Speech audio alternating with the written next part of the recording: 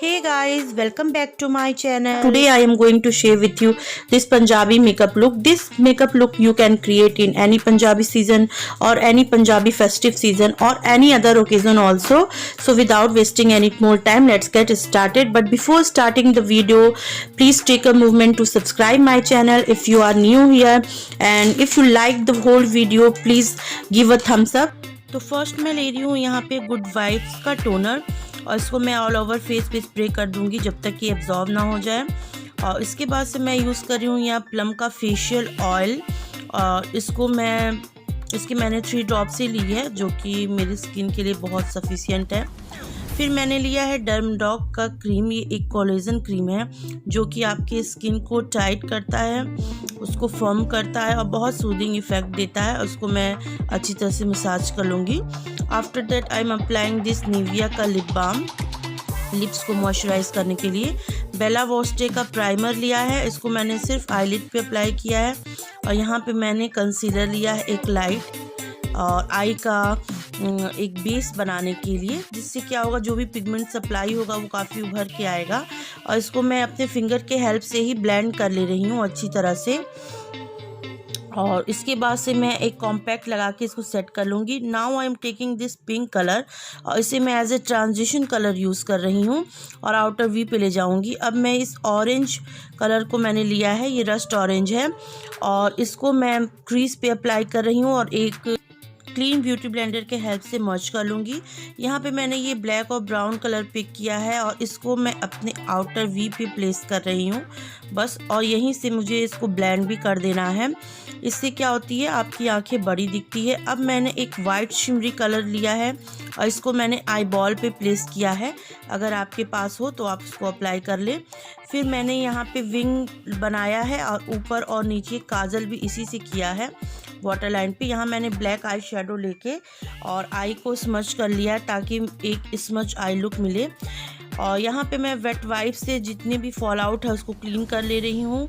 Now time for bro और eyebrow अपनी define कर रही हूँ। उसके बाद से लाइट कलर के कंसीलर से आईब्रो को क्लीन कर लिया है। यहाँ मैं यूज़ कर रही हूँ बेला वोस्टे का प्राइमर और इसको मैं अंडर आई लगाऊंगी और जो थोड़ा सा लेफ्ट ओवर होगा उसको ऑल ओवर फेस पे लगा के अच्छी तरह से मैं एब्जॉर्व कर लूँगी। इससे क्या होता है, आपका जो भी फाइन लाइंस होता है वो मिनिमाइज हो जाते हैं, पोर्स आपके ब्लर हो जाते हैं और बहुत एक स्मूथ सा कैनवस बन जाता है।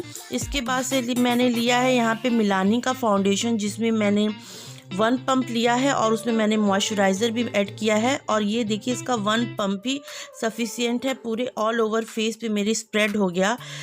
सेकंड पंप लेने की ज़रूरत ही नहीं पड़ी। यही फ़ायदा होता है एक हाई कवरेज फाउंडेशन का। और फिर मैंने ब्यूटी ब्लेंडर के हेल्प से इसे अच्छी तरह से ब्लेंड कर लिया है। यहाँ पे मैंने कंसीलर लिया है, ये एक लाइट कंसीलर है हाइलाइटिंग के पर्पज़ के लिए और अपने हाई पॉइंट्स को हाईलाइट कर रही हूँ। उसके बाद से मैंने कॉन्टोर स्टिक लिया है और अपने फेस को कॉन्टोर कर रही हूँ, नोज़ को कॉन्टोर कर रही हूँ। और अब जहाँ मैंने कॉन्टोर किया है उसी के नीचे मैं यहाँ पे लाइट कलर प्लेस कर रही हूँ। इससे जो आपकी कॉन्टोर है वो शार्प दिखती है, फेस चिजल दिखता है। इसके बाद से एक ब्यूटी ब्लेंडर के हेल्प से सारे क्रीम प्रोडक्ट को ब्लेंड कर लेना है अच्छी तरह से ताकि कोई भी हार्श लाइन विजिबल ना हो।